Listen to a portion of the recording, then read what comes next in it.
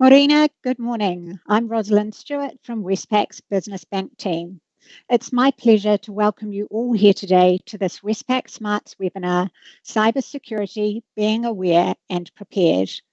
Today I'm joined by a panel of experts, and together we will discuss cybersecurity and why it is important for businesses to be aware of what's happening out there and the steps you can take to protect yourself. Scammers are opportunistic and use current events to add legitimacy to their fraud attempts. So, today we'll also cover what you can do and where you can seek help if your business has been affected by scam or fraud. Today's session is scheduled to run for 45 minutes, and with some flex should we run overtime. The first 30 minutes will be a discussion with the panel, leaving time for Q&A at the end. If you've attended a webinar of ours before, you'll know how to register a question for our panel.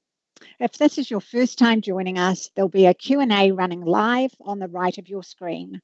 So register your questions as they come to mind, and please indicate the panel you'd like it directed to. If you like a question that's been raised by someone else, click on it to increase its rating, and we'll work our way through the highest rated questions first. Now, while I've introduced myself, crucial to this discussion are the three experts joining me today. I will let them make their own introductions, but first up, we've got Sam Leggett from CERT. Thanks, Ros. Kia ora, everyone. My name's Sam. I'm a senior analyst in the threat and incident response team at CERT New Zealand. Now, very quickly, for anyone who doesn't know CERT, we are the Computer Emergency Response Team. We're a government agency with the goal of making everyone in New Zealand a little bit more cyber secure and cyber resilient. We take reports from anyone, whether they're an individual, small to medium enterprise, or a large organization, and provide trusted and actionable information to help deal with cyber incidents.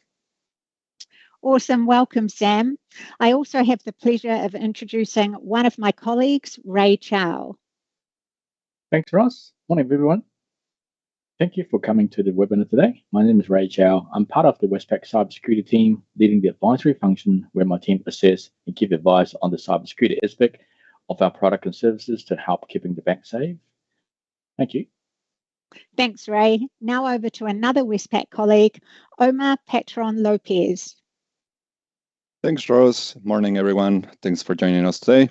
My name is Omar, and I'm a senior intelligence analyst for Westpac's Financial Crime Intelligence and Insights team. In my current role, I research emerging financial crime risks and the impact on financial crime controls at Westpac. And one of the key functions on my role is identifying any new fraud trends and assess how we can prevent these from affecting our customers so we can keep them safe and secure. I have a background on money laundering and fraud investigations, and I'm a certified anti-money laundering specialist who is passionate about preventing financial crime, anti-money laundering, counter-financing of terrorism, fraud scams, and cybersecurity. Fantastic. Thanks, Omar. Now for the topic at hand. We know that the extreme weather events of the last few months have seen a real increase in cyber fraud. What are the main cyber threats New Zealand businesses are facing at the moment? Over to you, Sam. Yeah, thanks, Ross. So when we take a look at all the incidents that have been reported to CERT New Zealand by New Zealand businesses in 2023, about 48% of those reports are for phishing and credential harvesting, about 17% were for scams and fraud, and 13% for unauthorized access. Now, phishing and credential harvesting is essentially where you get sent a message with the ultimate goal of trying to get some personal information or even financial information out of you. These are those dodgy text messages you might receive with some dodgy looking links, or similarly emails or calls as well. When we talk about scams and fraud, these are more typical things like your invoice scams. So you might receive an invoice that's been altered with the intention of trying to get you to pay money to a different location. Unauthorized access is simply access to something like a system or an online account that you may have by someone that doesn't have permission to access that. As Ross said, scammers and these malicious actors, they're very opportunistic in nature. Whether we realize it or not, these events like the tropical cyclone that recently struck New Zealand create more opportunities for these scammers and malicious actors. These scammers will actively use these recent events like the severe weather events to change the narrative of their scams. So this might look like one of those phishing text messages we mentioned that claims that you're eligible for some relief funds. It might be an email that purports that there's aid available at a small cost, or it could even be a social media account, a fake social media account that claims that they're running a charity to help those that were impacted by a natural disaster or a major weather event. This increased opportunity for attacks can even simply be in the disruption that these events can cause. So, as you can imagine, in the wake of a natural disaster or a major weather event, if you've been really majorly affected, you're likely to be a lot more stressed out, a lot more anxious, and that can increase your vulnerability in terms of falling victim for something like phishing. And if we do fall victim for something like phishing, that can often lead to bigger cybersecurity issues in the future. Thanks, Sam. 2023 really has been a big year for cyber fraud with all our natural disasters. So your thoughts, Omar, from a financial crime perspective? Thanks, Rose. Yeah, I agree. 23 has been a big year in cyber fraud. So yeah, when we think about the natural disasters and the main cyber threats New Zealand businesses could face, some incidents come to mind. For example, your organization could receive phone calls from individuals impersonating government agencies, insurance companies, builders, or suppliers. Or your company could also be at risk when receiving phishing text messages or phishing emails. These phishing emails or text messages could lead to business email compromises and invoice scams. So I would like you to show a phishing example.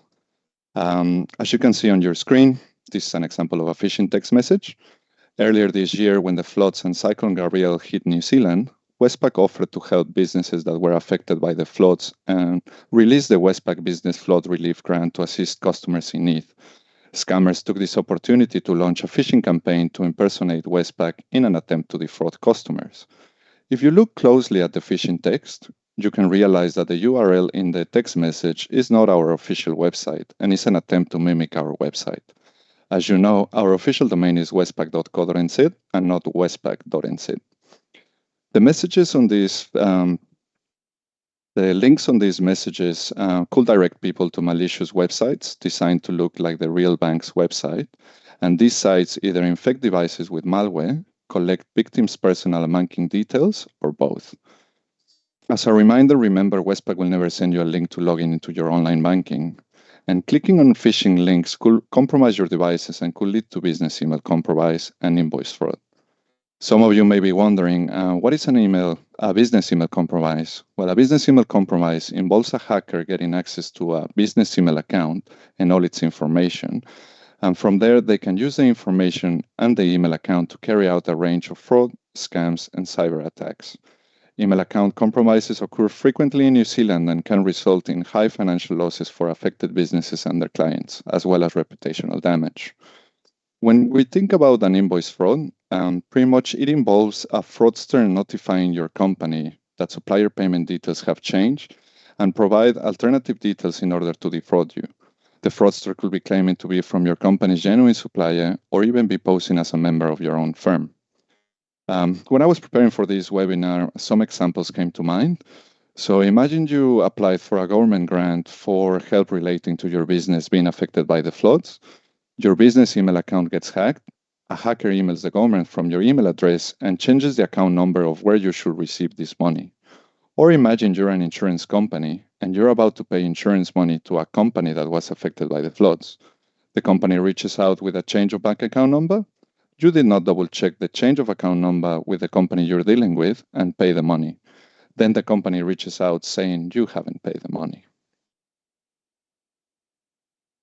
If I can just add to what Omar said there, what we've also seen at CERT New Zealand in terms of our reporting is these invoices scams where the bank account number has changed, but also the phone number has changed as well. So you might go down the path of trying to call that number to make sure that that transfer is correct, that change of bank account is correct. And actually what ends up happening is that you've called the scammer directly without knowing it. So just another thing to keep in mind with those types of invoice scams there. Thanks, Omar, and thanks, Sam. Now over to you, Ray, from a cybersecurity perspective. Cool. Thanks, Ross. First and foremost, I hope any of our customers and businesses who were impacted by the recent extreme weather event have recovered well. Adding to what Sam and Omar said, cybercriminal will continue to leverage this unfortunate time and exploit anyone, either in a vulnerable state or anyone's good intent with donations. Technology plays a crucial role in running any business nowadays, and additional cyber threats include physical damages to the technology systems and data collected stored for the businesses.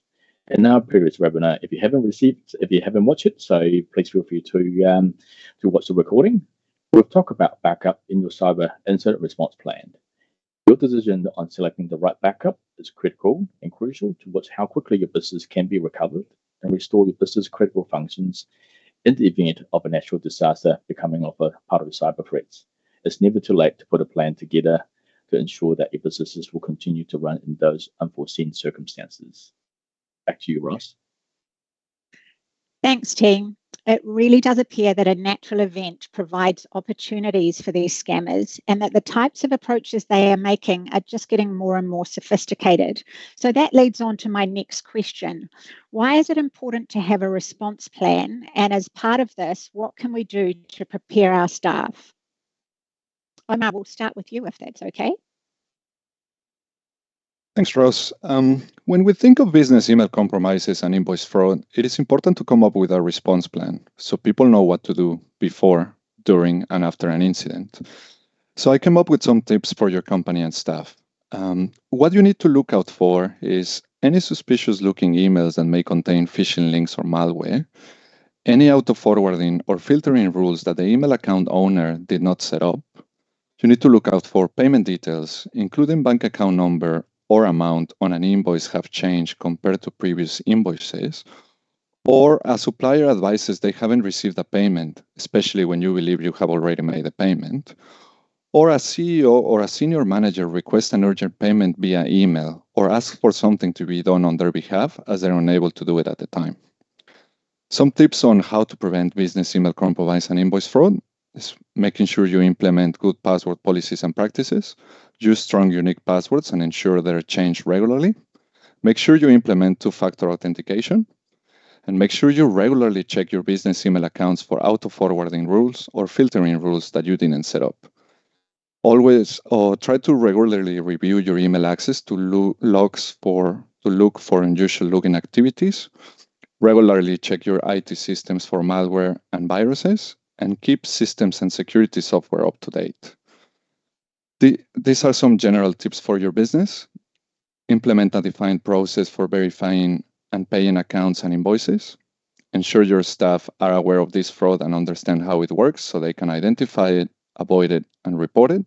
And consider a multi-person approval process for transaction over a certain dollar amount. Some tips for your staff, this is especially when they're paying an invoice. Always confirm the bank account number over the phone when an invoice contains different bank account details or payment instructions to those previously advised, or when a large payment is due, and when the amount request differs from the agreed value. Don't check the payment details by email. You may be simply responding to the hacker.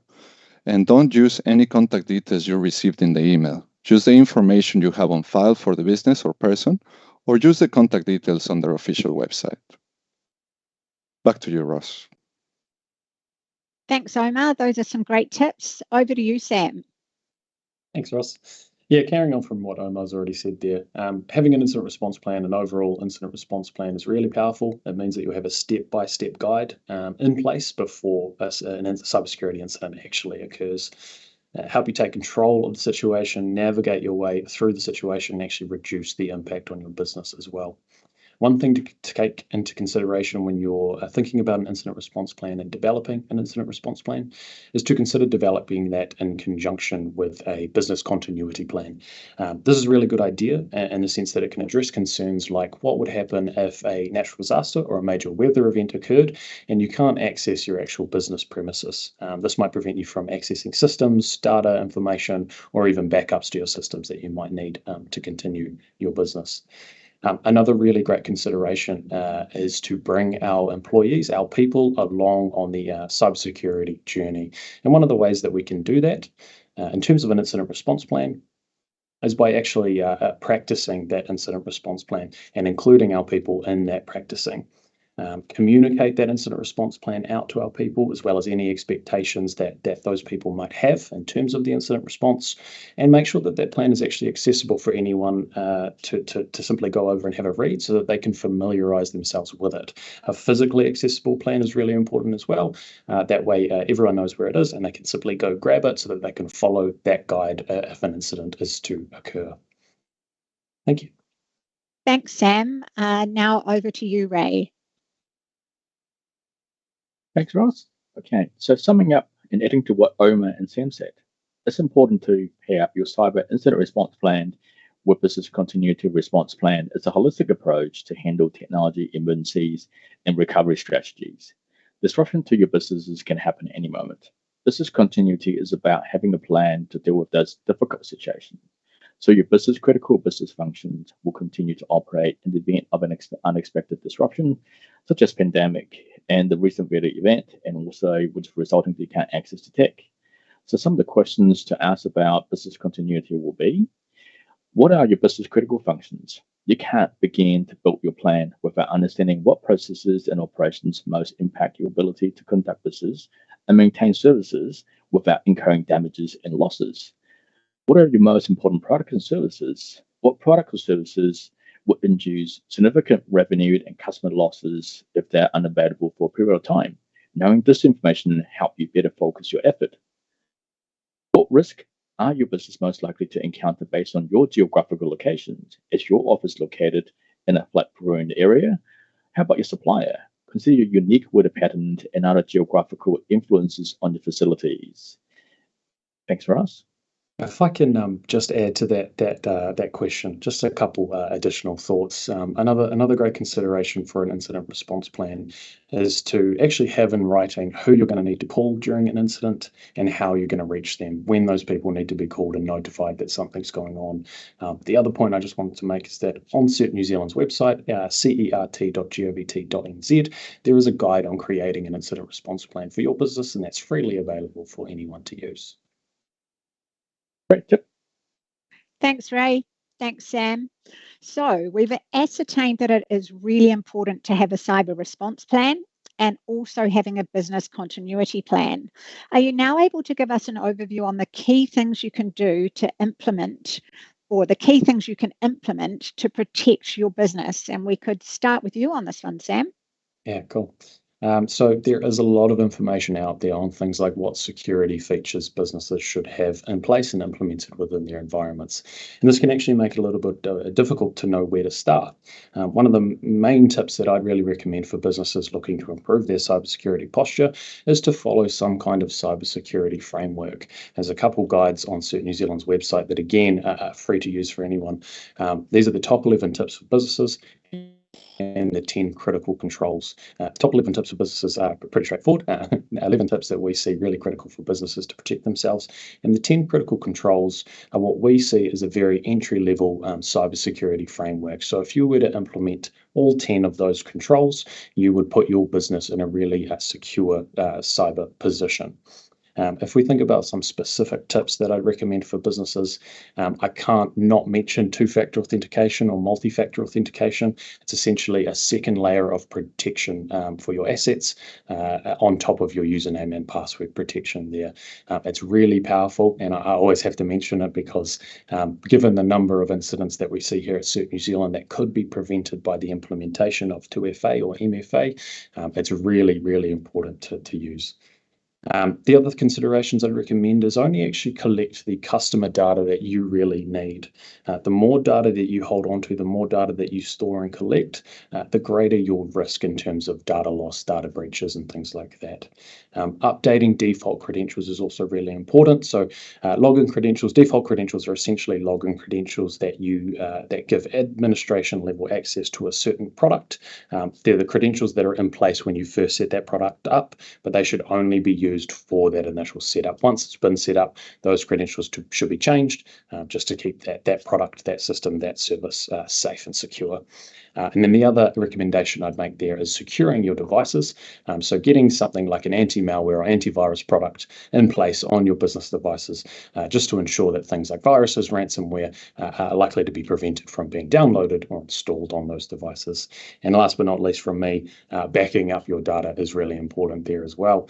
Important both for the sense of business continuity. If we lose our data, we can back up, we can restore from backup, we can get back to our business operation, but also really important for cybersecurity events. And in the case of ransomware, if our business was to suffer that, it's ultimately the golden ticket for recovery in that case. So backing up your data is really key as well.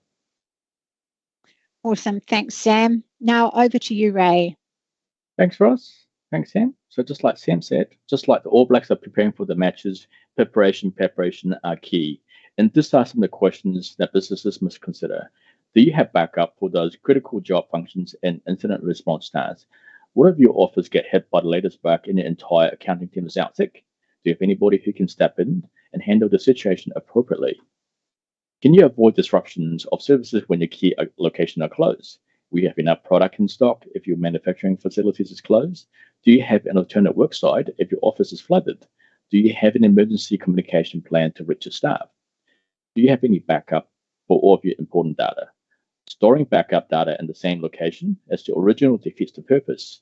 This may be addressed by some smart purchasing decision when you're procuring your technology, such as a combination of cloud services and on-site storage. And have you tested and communicated your plan with your staff? How often, how quickly can you recover?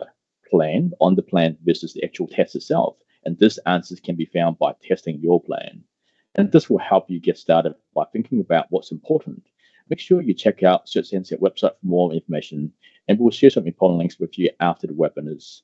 Over to you, Ross. Thank you. Thank you, Ray. That's some great tips. And now from a financial crime point of view, Omar, if we can look to you. Thank you very much, Ross. Thank you, Sam and Ray, for sharing those amazing tips. So yeah, from the financial crime perspective, some of the key things you can do to protect your business. Just making sure you keep operating systems and software up to date on all devices. Software updates often contain security fixes. Making sure you keep data safe by implementing backup procedures. You could do this by using an external hard drive or a cloud-based service that copy your data to another separate location so you can retrieve it if necessary. Also, you can implement strong access and password controls, creating unique passwords for each account. And that way, if an attacker gets hold of one of your passwords, they cannot get access to all of your other accounts. Implement processes for verifying payments. Regularly review procedures and controls to ensure they remain effective. And educate your staff on the latest scams. It is super important for frontline staff to be aware of the current scams, as usually employees are the first ones to detect fraud. Make sure you have a response plan for security incidents. This will help you get your business back up and running quickly if your business is targeted by a cyber attack. And make sure you save key phone numbers in case an incident happens. For Westpac customers, make sure you have your relationship manager details up to date and our 0800 numbers in case you need to report any financial losses. Back to you, Ross. Thanks, Omar. Along with Sam and Ray, this is really great information. Unfortunately, we know things do happen and we have incidents, and part of this is talking about what some of the key tools and resources are that there are available to help businesses respond to and repel a cyber attack. Sam, I know this is your specialty, and CERT New Zealand has a number of resources available. Can you take us through those? Yeah, absolutely. Thanks, Ros. So I've called out a couple of resources already. There's guides such as the top 11 tips for businesses, as well as the 10 critical controls. But there's a few other resources there as well. And I'd encourage anyone who's curious to check out the CERT website to have a look at those resources. Again, all are freely available for use for anyone who's interested. There's guides on things like the common threats that we see in the cyber landscape. There's guides on things like the recent threats that we've seen lately, even guides on how ransomware happens and how to prevent it from happening as well. We also produce regular advisories and alerts, so advisories on things like security vulnerabilities that appear in software that need to be sort of addressed pretty urgently, as well as alerts on some of the recent trends and threats that we're seeing in the New Zealand landscape. Not to mention our phishing disruption service. So that's basically an intelligence feed where we gather a lot of phishing URLs.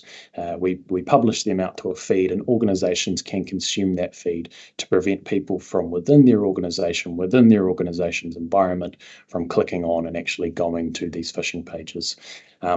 But as you said, Ros, even with all these things in place, incidents can still occur. And in that case, you might be looking for a bit of assistance. So if that is you, if you do fall victim to a cybersecurity incident, again, you can freely report that incident to CERT New Zealand at our website, cert.govt.nz, and we will respond to that report with a bit of advice and guidance, as well as linking in with the other government organisations that need to be brought into that incident if necessary. So don't hesitate. If you do suffer a cybersecurity incident, be sure to report that to CERT New Zealand. And if there's any financial loss involved there as well, get in touch with Westpac, the good team over there, for their assistance there as well. Thanks, Sam. And just so you know, at the end of this webinar, we will be sending out all the links that we've referred to in this webinar today. So as you can see from all of the discussion that we've had, being prepared is the first line of defence for a business when it comes to responding to cyber threats, and creating a response plan will help your business both find ways to improve your cybersecurity and respond to an event should it happen. Now, we've got some good questions from the audience. So the first one, I'm imagining I might throw out to Ray or Omar. And it's, do you see artificial intelligence, AI, i.e. the ability to mimic voice, etc., as an emerging threat? And if so, are we working to combat this? That's a good question. So I will cover the cybersecurity aspect, and then I will hand it over to Omar to cover the financial crime aspect, the fraud aspect of it. So in any technologies, so there's the good side and the bad side. So basically that with AI, so there's the bad side where we talk about where the questions around. So with cyber criminals, we take advantage of AI to run their to organize to commit those malicious events, and yes, they do. And if we see those phishing business emails compromise the quality of information, the quality of those emails coming through, it's more sophisticated. It's very nicely done. But at the same time, the good side where a lot of our technologies out there, security technologies protecting our customers that are being used across most enterprises, more and more AI capability are becoming the norm for a lot of the tools to detect some of the things where it's difficult to detect by human eye. And some of those capability itself is also available in some of the common services that you subscribe to. For example, with Microsoft Office 365, on the back end itself, they will have AI technologies to help Microsoft and any other major players, major technology providers to combat those malicious events. But in terms of the fraud side, so I'll hand over to Omar for additional comments. Over to you, Omar. Thank you, Ray. Yeah, I agree. Artificial intelligence, could be used to create a little bit of a more complex fraud. Some of the tips sometimes we give our customers is, for example, when they receive the communication via email, sometimes to check for grammar or spelling mistakes.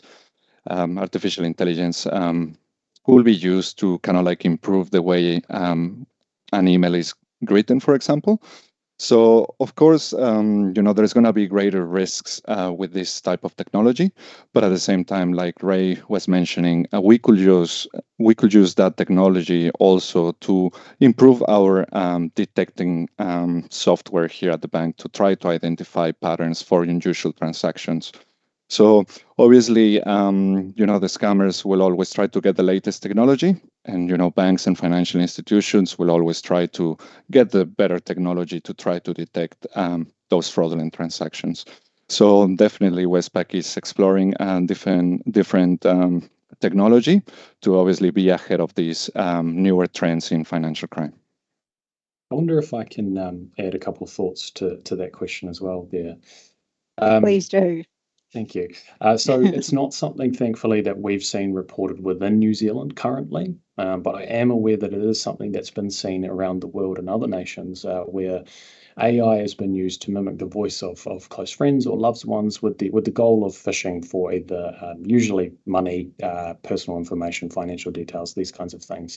And I saw a really good piece of advice in terms of making sure that you can verify that you are speaking to your family member, your close friend, having sort of a question in place or a keyword or a safe word so that you can ask for this. You can ask the question, you know the response you're expecting, you know the word that they should know to give back to you. And if the caller can't give that, that's a good indication that you're on the phone with either someone who is pretending to be someone else or even potentially AI-enabled call there. So that's just a good tip to put in place with your close friends and family, just that you can verify that you are speaking with who you think you are. That's actually pretty amazing because when you say that, Sam, I know I had a friend who literally got a text that she thought was from her daughter, and she was going through the text, and then there was something, because it was from her daughter's number, there was something that was asked, and she was just like, my daughter just wouldn't ask this. So actually to think that scammers are getting to the point where they're now mimicking our families' voices is really scary. So thanks for that. Another question that I might direct to you first, Sam. Hi team, I'm a small business starting out and with a limited budget. What are the first basic cybersecurity steps I should set in place? Great question. The first thing that comes to mind for me is obviously password hygiene. So passwords are still a really key part of the cybersecurity posture. And what I mean by hygiene is essentially ensuring that you have a long, strong, and unique password for everything critical to your business. Now, the key being unique there, because what can happen is that if we use the same password across all our assets, all our accounts, if one of those happen to wind up in a data breach, often through no fault of your own, that password is now out there in the wild for attackers to use, and it's very common that they use these long lists of known passwords in order to try and crack and breach accounts. If your password does make it out there in the wild and you use it everywhere, that does put all your accounts at risk. So having a long, strong, and unique password across all those really critical business assets is number one. Consider a password manager. That might make that a little bit easier. That way you can focus on one password. The password manager will take care of the rest and make sure the others are all really nice and long and strong. Aside from that, again, I have to mention two-factor authentication. Again, looking at those things first and foremost that are critical to your business. This will be your business email, potentially social media accounts, even government accounts, things like RealMe or IRD, these kinds of things, as well as bank accounts, obviously. All these really critical things to your business, wherever possible, enable those extra layer of protection just to give yourself that extra security. The other one that I'd mention is sort of developing a regular patching cycle. And when I say patching, that just means updating your software. So that might be your operating systems or various applications that you use on your business devices. Ensure that you're checking for those updates regularly and installing them as soon as possible is really key. That's going to address a lot of those big security vulnerabilities that pop up in software and make sure that you're protected on that angle as well. Thanks, Sam. That's some great tips for someone starting out on their security journey on a budget, potentially. Now, next, I'll throw this one out to the team. What is the first thing a business should do if they identify a cybersecurity breach? So from what you've said, my thinking is that you'd ring your bank and then potentially go to someone like CERT New Zealand, but if someone could validate that for me, that would be great. I'll make a few thoughts initially and then pass over to Ray and Omar for anything additional. Certainly, if you notice anything and there's an aspect or element of financial loss involved, contacting your bank first and foremost is the most important thing. The sooner that they're aware of that financial loss, the more they may be able to do to help you. Aside from that, if you have any sort of in-house IT team or IT specialist, then reporting it to them as soon as possible is really key as well.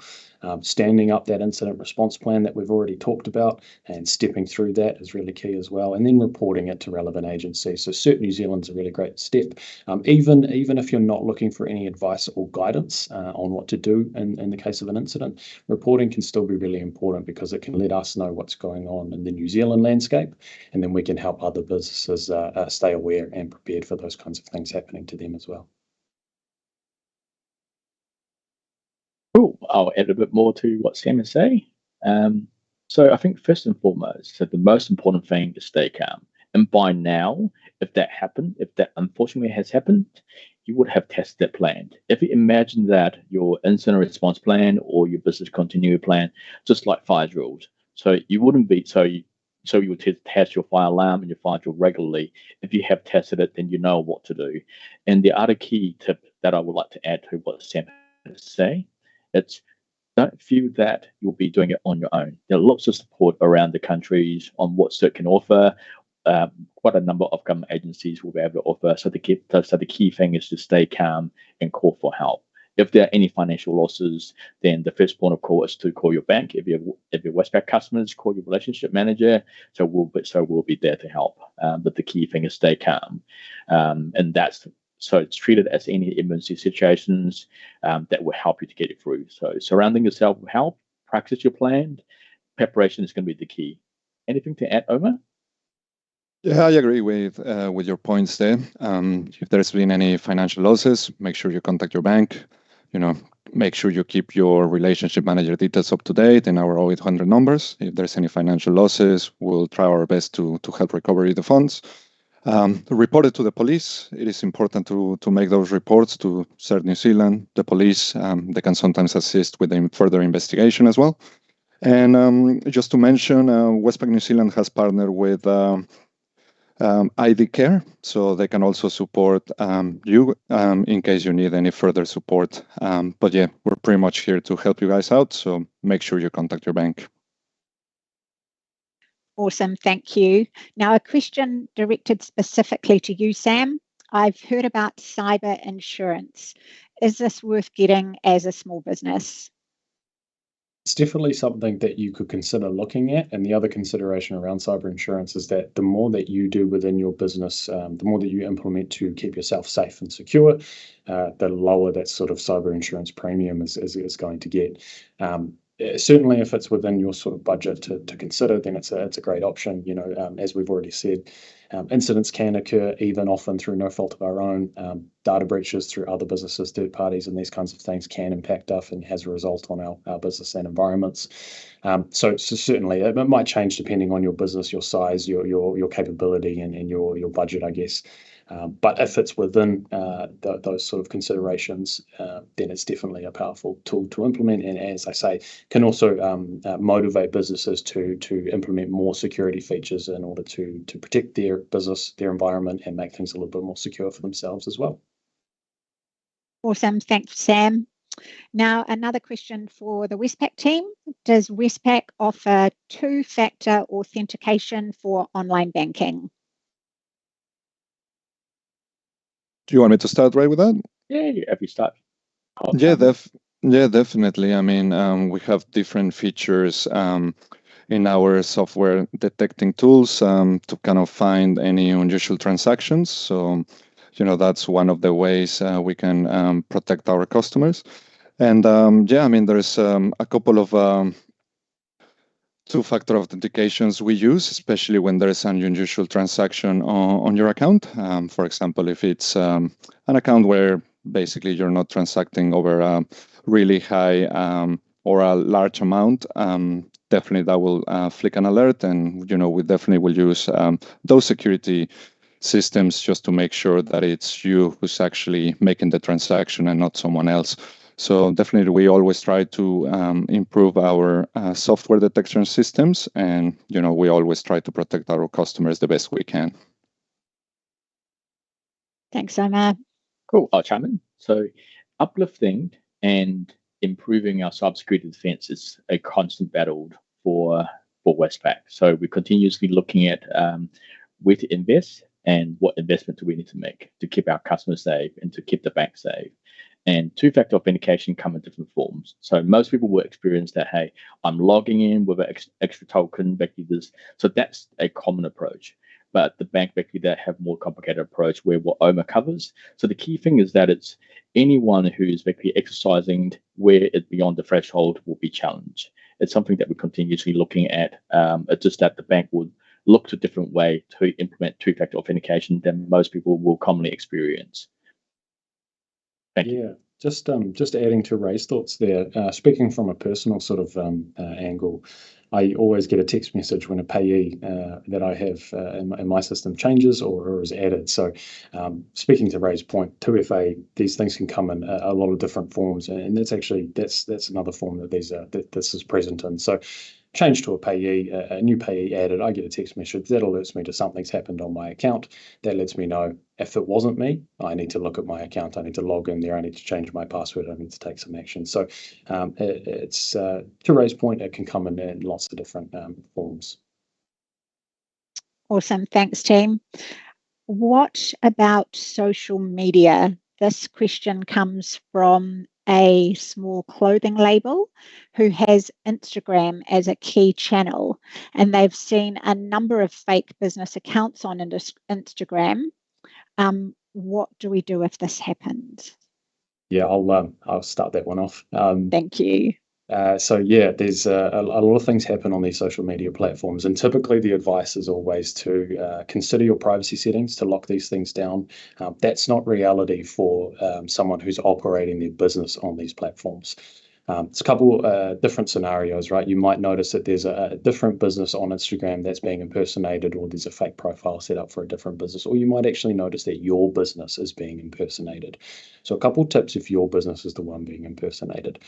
With these platforms, the more reports that they see against an account, against a profile, against a post, the more likely they are to look at that a little bit more timely and take action against that.